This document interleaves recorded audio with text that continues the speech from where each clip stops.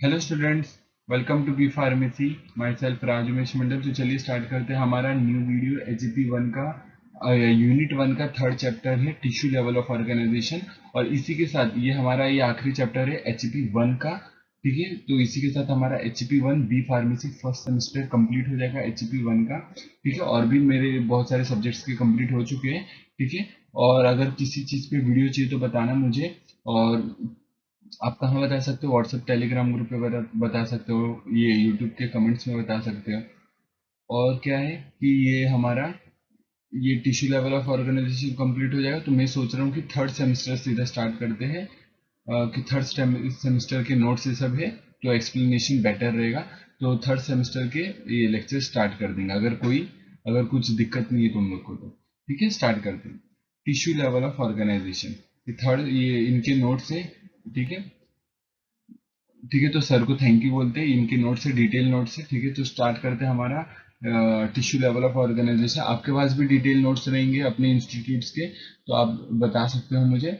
और अपने नोट्स को जहाँ से पसंद है वहाँ से बनाओ। बाकी तो ये सब नोट्स अच्छी हैं। ठीक है, तो टाइप्स ऑफ टिश्यूज की बात करते हैं। टाइप्स ऑफ टिश्यूज की बात करते हैं। टिश्यू के टाइप्स देखेंगे तो टाइप्स ऑफ टिश्यू की बात करें तो हम लोग के पास कितने तरीके के टिश्यूज होते हैं। टिश्यूज होते क्या है, पहली बात तो वो पढ़ लेते हैं। टिश्यूज होते क्या है? टिश्यूज होते हैं ग्रुप ऑफ सेल्स। सिर्फ ग्रुप ऑफ सेल्स नहीं, बिल्कुल भी नहीं। सिर्फ group, that is group of cells नहीं होते। Group of cells plus surrounding materials are called performing the specific function. Again repeat करता हूँ। Tissues are the group of cells along with the surrounding materials performing a specific functions is called tissues। Tissues का ये definition है, important definition है tissues का। तो tissues बहुत सारी तरीके के हमारे बॉडी में पाए जाते हैं। टिश्यू बहुत सारे सेल्स के बने होते हैं जो स्पेसिफिक फंक्शंस परफॉर्म करते हैं, और टिश्यूज से मिलकर के ऑर्गन बनता है। ठीक है, तो टिश्यूज कौन कौन से होते हैं? मसल टिश्यू होता है, जो मसल टिश्यूज आपने पढ़ा होगा। नर्वस टिश्यूज पढ़ा होगा, कनेक्टिव टिश्यू पढ़ा होगा, और एक एपिथेलियल टिश्यू। ये चैप्टर में हम लोग को ये चारों के बारे में डिटेल पढ़ना है।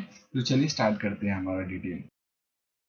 ये रहा। तो 4 टाइप्स ऑफ टिश्यूज है: connective tissues, epithelial tissues, nervous tissues and muscular tissues. Start करते हैं। Type of tissues.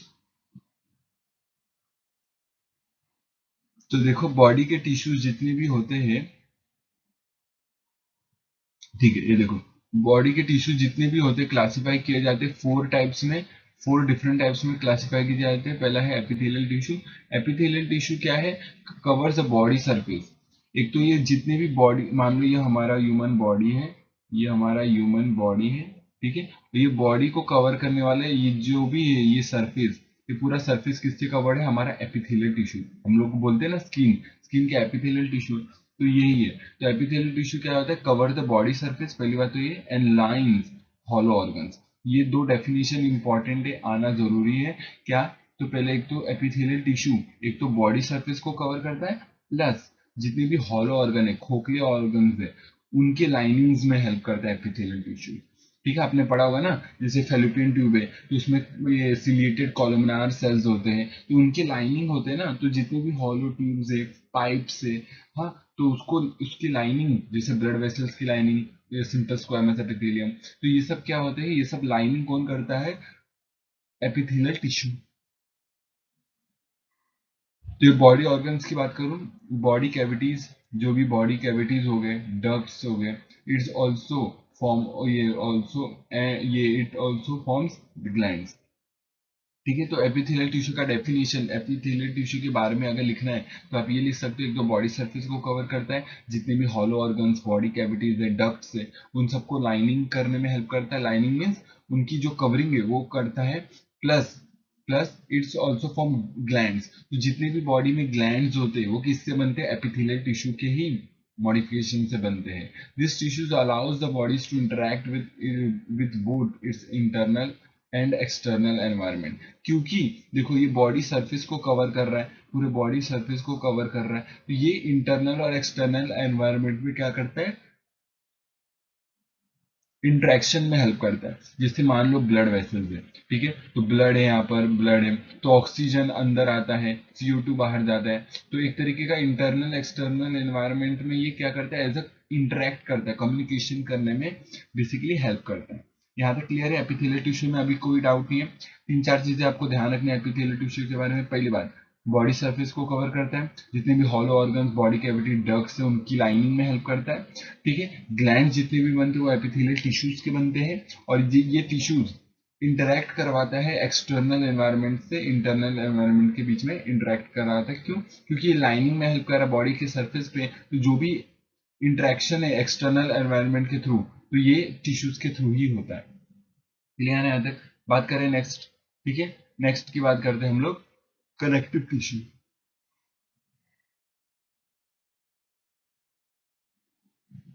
Connective tissue देखते हैं। कनेक्टिव टिश्यू क्या होता है? Protects and supports the body and it's organs. Basically क्या करता है? एक तो प्रोटेक्शन हेल्प करता है, ठीक है। एक तो क्या लिखो? प्रोटेक्शन हेल्प करो, ठीक है। एक तो प्रोटेक्शन में हेल्प करता है कौन? Connective tissue. प्लस किसी चीज को कनेक्ट करना, दो चीजों को कनेक्ट करने का काम करता है कनेक्टिव टिश्यू, इसलिए नाम रखा है कनेक्टिव टिश्यू। जैसे बॉडी फ्लूइड्स है, हर एक ऑर्गन्स को कौन कनेक्ट करता है? ब्लड। तो ब्लड भी एक तरीके का फ्लूइड कनेक्टिव टिश्यू है, ठीक है। तो various types of connective tissue binds organs together, ठीक है। जैसे टेंडन लिगामेंट, दो बोन्स को, दो एक बोन और मसल्स को जोड़ता है, ठीक है। तो कोई भी जोड़ने का चीज काम करता है कनेक्टिव टिश्यू का। Store energy as a reserve fats, fats भी कनेक्टिव टिश्यू है, तो वो भी एज अ फैट की तरह स्टोर करता है। And helps provide the body with immunity disease causing organisms, ठीक है। तो ये सब ये क्या करता है? बेसिकली प्रोटेक्शन में हेल्प करता है, प्लस जितने भी दो ऑर्गन, जो चीज है, जो दो पार्ट्स है, उन दोनों को कनेक्ट करने में हेल्प करता है ये टिश्यूज, और एनर्जी को स्टोर करता है, plus they help the provide the body with immunity. तो जो भी इम्यूनिटी है वो कनेक्टिव टिश्यू से आती है, ठीक है। तो जो भी इम्यूनिटी है टू डिजीज कॉजिंग ऑर्गेनिज्म से, वो कनेक्टिव टिश्यू। आगे देखेंगे, ये तो बस इंट्रोडक्शन देख रहे हैं हम लोग चारों टिश्यूज का। फिर हम बात करते हैं मस्कुलर टिश्यू। मस्कुलर टिश्यूज क्या होते हैं? वो सेल से बनते हैं जो कॉन्ट्रैक्शन और जनरेशन ऑफ फोर्स, मीन्स ऐसे टिश्यूज से बनते हैं जो टिश्यूज अपने क्या करते हैं? जनरेट कॉन्ट्रैक्शन करते हैं और रिलैक्सेशन करते हैं। इनके कॉन्ट्रैक्शन रिलैक्सेशन से क्या होता है? मूवमेंट होता है। बॉडी का जो मूवमेंट है, वो मस्कुलर टिश्यू जब बोन्स के साथ अपना वर्क करता है, तो हम लोग को मूवमेंट प्रोवाइड होता है, ठीक है। तो जनरेशन ऑफ फोर्स, जो भी हम लोग फोर्स जनरेट करते हैं, ये सब किसके कारण कर पा रहे हैं? मस्कुलर टिश्यूज के कारण, क्योंकि वो कॉन्ट्रैक्शन कर पा रहे हैं, इसके कारण हमारा फोर्स जनरेट हो पा रहा है। तो ये सब मस्कुलर टिश्यू के कारण हो पा रहा है। In the process muscular tissue generates heats that warms the body. मतलब वही है, अगर मस्कुलर टिश्यू काम करेगा तो हीट जनरेट करेगा, जो बॉडी टिश्यू को मेन मतलब वार्म करके रखेगा, गर्म करके रखेगा, ठीक है। तो नर्वस टिश्यू, चौथा टिश्यू क्या है? Detects the change in the variety of the conditions inside and outside the body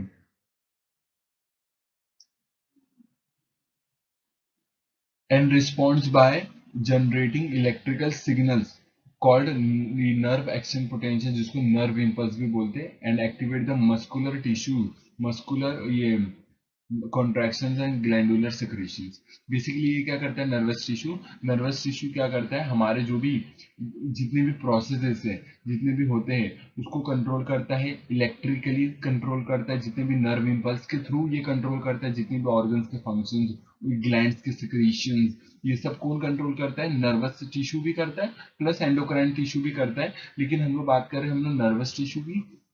तो नर्वस टिश्यू क्या करता है? किसके थ्रू कंट्रोल करेगा? नर्व इंपल्स के थ्रू, ग्लैंडुलर के सिक्रीशंस में, मस्कुलर के कॉन्ट्रैक्शन में, तो ये सब में हेल्प करता है। तो ये चार मेन टिश्यूज है हमारे बॉडीज में पाए जाते हैं, ठीक है। बेस्ड ऑन, ये पूछा जाता है किसके बेस पे? स्ट्रक्चर एंड फंक्शंस के बेस पे। मीन्स ये पूछा जाता है, इंपॉर्टेंट है, मार्क कर लो। स्ट्रक्चर एंड फंक्शन के बेस पे अगर क्लासीफाई किया गया तो चार तरीके के टिश्यूज पाए जाते हैं। पहला है एपिथेलियल टिश्यू, दूसरा है कनेक्टिव टिश्यू, तीसरा है मस्कुलर टिश्यू, फोर्थ है nervous tissue. Epithelial tissue body surface का कैविटी, डक्ट्स, ये सब की लाइनिंग में हेल्प करता है, कवर करता है बॉडी को, प्लस ग्लैंड्स को बनाता है, प्लस इंटरेक्ट करवाता है इंटरनल एक्सटर्नल एनवायरनमेंट को सेल्स है, ठीक है। अब बात कर दूं कनेक्टिव टिश्यू की। कनेक्टिव टिश्यू दो चीजों को जोड़ने का काम कर रहा है, स्टोर कर रहा है एनर्जी को, plus protect and support provide कर रहा है, और इम्यूनिटी भी प्रोवाइड कर रहा है। मस्कुलर टिश्यू की बात करूं तो मस्कुलर टिश्यू कॉन्ट्रैक्शन कर रहा है, हीट जनरेट कर रहा है, जिससे वार्म कर रहा है बॉडी को, जनरेट कर रहा है फोर्स, ठीक है। और नर्वस टिश्यू की बात करूं तो नर्वस टिश्यू नर्व इंपल्स के थ्रू बहुत सारे बॉडी प्रोसेसेस, फिर ग्लैंडुलर सिक्रीशंस, मसल कॉन्ट्रैक्शन, ये सब कंट्रोल कर पाते हैं, ठीक है। और ये सब पूरे बॉडी को कंट्रोल कर पाते हैं नर्वस टिश्यू, ठीक है। यहाँ तक क्लियर है। चार टिश्यू के बारे में थोड़ा बहुत बातें कर लिए। आगे बढ़ते हैं एपिथेलियल टिश्यू के बारे में। तो एपिथेलियल टिश्यू नेक्स्ट वीडियो में कवर करते हैं, ये इंट्रोडक्शन इतना ही रखते हैं, ओके।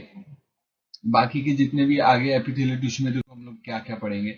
एपिथेलियल टिश्यू की क्लासिफिकेशन पढ़ेंगे एंड एक एक के बारे में डिटेल पढ़ेंगे, ठीक है। तो एक ये हम लोग क्या पढ़ते हैं, चार तरीके के टिश्यूज बेसिकली पढ़ते हैं। पहले चार तरीके के नहीं, बेसिकली हम लोग इसको दो पार्ट में डिवाइड करते हैं, एक है सिंपल और एक है स्ट्रेटिफाइड। एपिथेलियल को आगे डिटेल में अभी एपिथेलियल में हम लोग देखेंगे।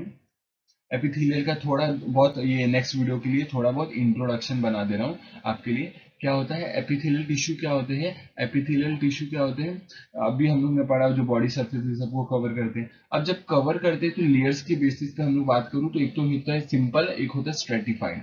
सिंपल क्या होता है कि उसमें सिंगल लेयर, एक तो स्क्वैमस कोबॉइडल क्या होते हैं वो भी पढ़ेंगे। पहले बात करते हैं सिंपल का मीनिंग क्या है। यहाँ पर ये सिंगल लेयर में प्रेजेंट है। स्ट्रेटिफाइड का मतलब क्या है, मल्टी लेयर में प्रेजेंट है। अगर सिंगल लेयर में ऐसे सिंगल लेयर में प्रेजेंट है तो सिंपल, और अगर मल्टी लेयर में ऐसे प्रेजेंट है तो वो होता है स्ट्रेटिफाइड। तो ये दो पार्ट्स में एपिथेलियम को डिवाइड किया जाता है, सिंपल एंड ये स्ट्रेटिफाइड। सिंपल में भी तीन तरीके के हो सकते हैं, simple squamous, simple cuboidal, simple columnar. तो तीन टाइप की शेप मिलते हैं, एक तो स्क्वैमस जो टाइल्स शेप के होते हैं, एक होता है क्यूबॉइडल, और एक होता है कॉलमनार, ऐसे होते हैं कॉलमनार, कॉलम जैसे होते हैं, तो ऐसे कॉलमनार होते हैं। कॉलमनार, क्यूबॉइडल और स्क्वैमस। ये स्क्वैमस चपटे होते हैं, टाइल लाइक होते हैं, सब देखेंगे आगे वाली वीडियो में। ये हम लोग बस इंट्रोडक्शन देख रहे हैं। तो सिंपल और स्ट्रेटिफाइड में डिवाइड होता है। स्क्वैमस क्या होता है, क्यूबॉइडल क्या होता है, कॉलमनार क्या होता है, वो देख लिए, ठीक है। सिंपल, फिर हम लोग ये नॉन सिलेटेड सिलेटेड पढ़ेंगे, ठीक है। फिर स्यूडो स्ट्रेटिफाइड क्या होता है, स्यूडो मीन्स झूठा, फॉल्स, फॉल्स स्ट्रेटिफाइड। फिर हम लोग स्ट्रेटिफाइड पढ़ेंगे, क्या होता है स्ट्रेटिफाइड, क्यों जरूरी है, आपको पता है ये स्ट्रेटिफाइड क्यों जरूरी है, मल्टी लेयर्ड होना क्यों जरूरी है। इससे ये दो मीनिंग निकाल सकते हैं, एक तो प्रोटेक्शन प्रोवाइड कर रहा है, प्रोटेक्शन प्रोवाइड कर रहा है कहाँ से, from external environment, external environment से प्रोटेक्शन में हेल्प कर रहा है, इसलिए मल्टी लेयर्ड होना जरूरी है। अब ये कहाँ कहाँ होना जरूरी है वो देखेंगे।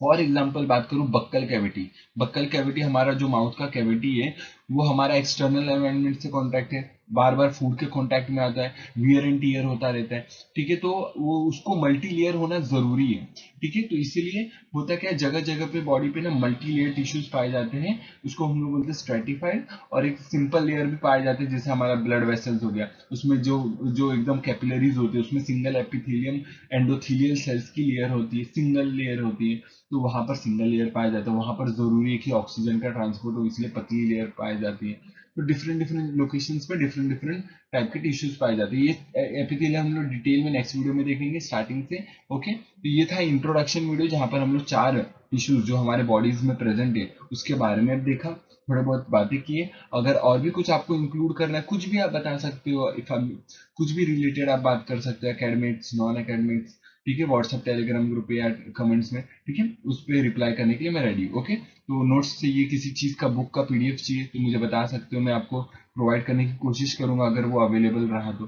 ठीक है। तो मिलते हैं नेक्स्ट वीडियो में। वीडियो समझे कि नहीं बताना कमेंट्स में। हम लोग ने चार तरीके के मेन पढ़े, एपिथेलियल क्या होता है, कनेक्टिव क्या होता है, नर्वस क्या होता है, और मस्कुलर क्या होता है, और थोड़े बहुत उसके रिलेटेड बातें की, ओके। इसके डायग्राम से सब इंपॉर्टेंट है, आगे देखेंगे सब चीज डिटेल में, ओके। इतना ही रखते हैं इस वीडियो के लिए। देखो ये सब आगे देखेंगे, सब नोट्स डिटेल में है, ओके। तो मिलते हैं नेक्स्ट वीडियो में, तब तक के लिए टेक केयर, जय जय भारत, बाय।